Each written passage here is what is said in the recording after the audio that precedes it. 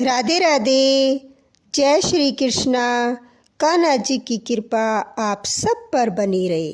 बोलो गणेश भगवान की जय। आज हम चैत्र कृष्ण पक्ष की संकष्टी चतुर्थी की कथा सुनेंगे। पार्वती जी ने गणेश जी से पूछा, चैत्र कृष्ण चतुर्थी को गणेश की पूजा कैसे करनी चाहिए? इस दिन भोजन क्या करना चाहिए? चैत्र मास के गणपति देवता का क्या नाम है? उनके पूजन आदि का क्या विधान है? सो आप मुझसे कहिए। गणेश जी ने कहा कि हे महादेवी, चैत्र कृष्ण चतुर्थी के दिन विकट नामक गणेश की पूजा करनी चाहिए।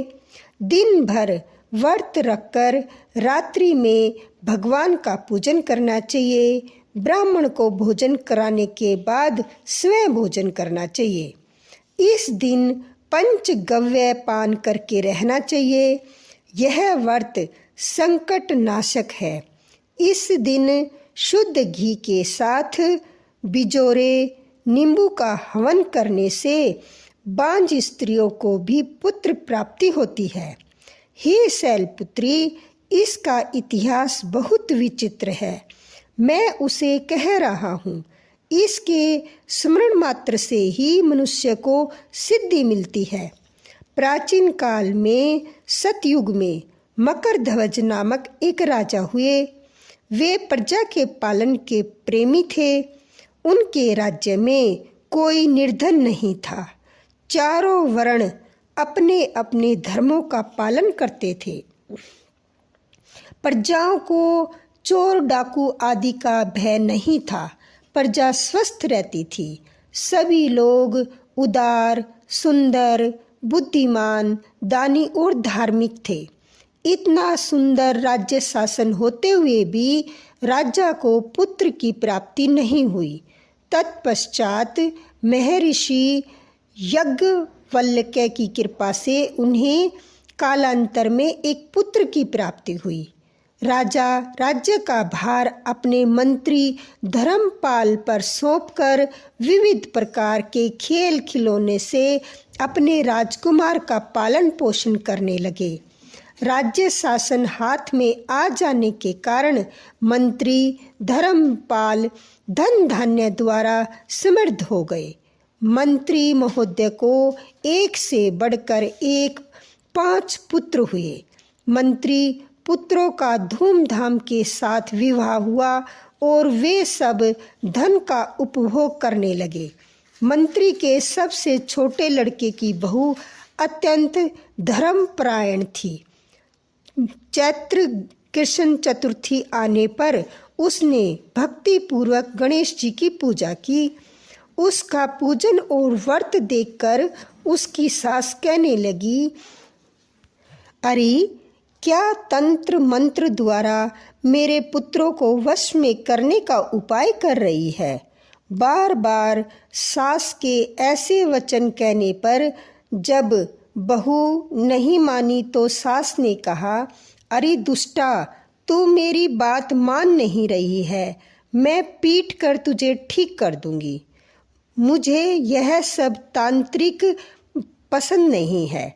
इसके उत्तर में बहू ने कहा कि हे सासू जी, मैं संकट नाशक गणेश जी का व्रत कर रही हूँ।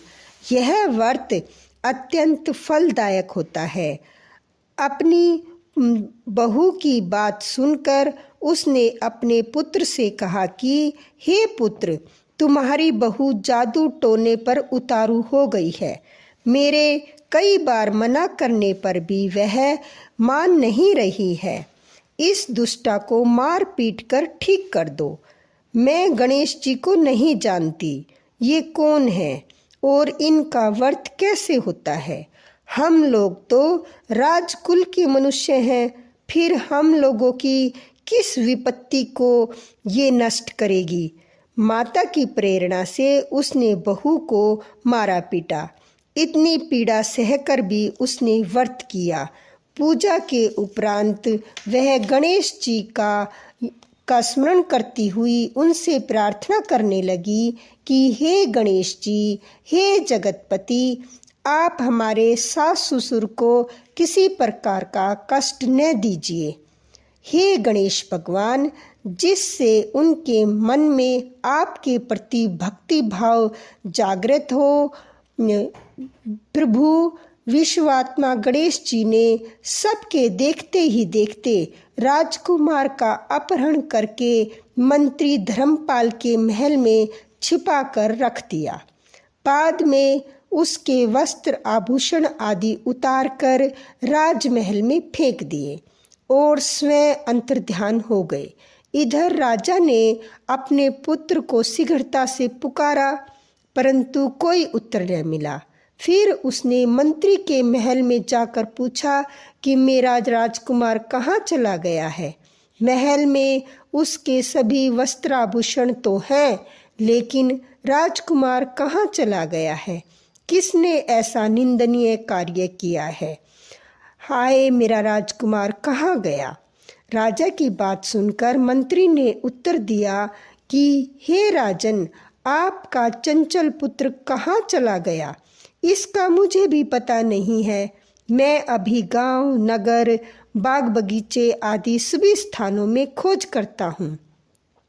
उसके बाद राजा ने सभी नौकरों, सेवकों आदि से कहने लगे कि हे अंगरक्षकों, मंत्रियों, मेरे पुत्र का पता शीघ्र ही लगाओ। राजा का आदेश पाकर दूत लोग सभी स्थानों में खोज करने लगे। जब कहीं भी पता न लगा तो आकर राजा से डरते डरते निवेदन किया कि हे महाराज, अपहरणकारियों का कहीं कोई सुराग नहीं मिला। राजकुमार को आते जाते किसी ने नहीं देखा। उनकी बातों को सुनकर राजा ने मंत्री को बुलवाया। मंत्री से राजा ने पूछा कि मेरा राजकुमार कहाँ है? हे धर्मपाल, मुझसे साफ साफ बता दे कि राजकुमार कहाँ है। उसके वस्त्राभूषण तो दिखाई पड़ते हैं, केवल वही नहीं है। अरे नीच, मैं तुम्हारा वध कर डालूंगा, तेरे कुल को नष्ट कर दूंगा, इसमें जरा भी संदेह नहीं है। राजा द्वारा डांट पड़ने पर मंत्री चकित हो गया। मंत्री ने सर झुकाकर कहा कि हे भूपाल, मैं पता लगाता हूँ, इस नगर में बालक अपहरणकर्ताओं का कोई गिरोह नहीं है और न ही डाकू आदि रहते हैं। फिर भी हे प्रभु, पता नहीं किसने ऐसा नीच कर्म किया और न जाने वह कहाँ चला गया। धर्मपाल ने आकर महल में अपनी पत्नी और पुत्रों से पूछा। अपनी सभी बहुओं को बुलाकर भी उसने पूछा कि यह कर्म किसने किया है। यदि राजकुमार का पता नहीं लगा तो राजा मुझ अभागे के वंश का विनाश कर देंगे। ससुर की बात सुनकर छोटी बहू ने कहा कि हे दादाजी, आप इतने चिंतित क्यों हो रहे हैं? आप पर गणेश जी का कोप हुआ है, इसलिए आप गणेश जी की आराधना कीजिए। राजा से लेकर नगर के समस्त स्त्री पुरुष, बालक, वृद्ध संकटनाशक चतुर्थी का व्रत विधि पूर्वक करे तो गणेश जी की कृपा से राजकुमार मिल जाएंगे। मेरा वचन कभी मिथ्या नहीं होगा। छोटी बहू की बात सुनकर ससुर ने हाथ जोड़कर कहा कि हे बहू, तुम धन्य हो, तुम मेरा और मेरे कुल का उद्धार कर दोगी। गणेश जी की पूजा कैसे की जाती है? हे सुलक्षणे, मुझे बताओ। मैं मंद बुद्धि होने के कारण व्रत के महात्म्य को नहीं जानता हूँ। हे कल्याणी, हम लोगों से जो भी अपराध हुआ उसे क्षमा कर दो और राजकुमार का पता लगा दो। तब सब लोगों ने कष्टनाशक गणेश चतुर्थी का व्रत करना आरंभ किया।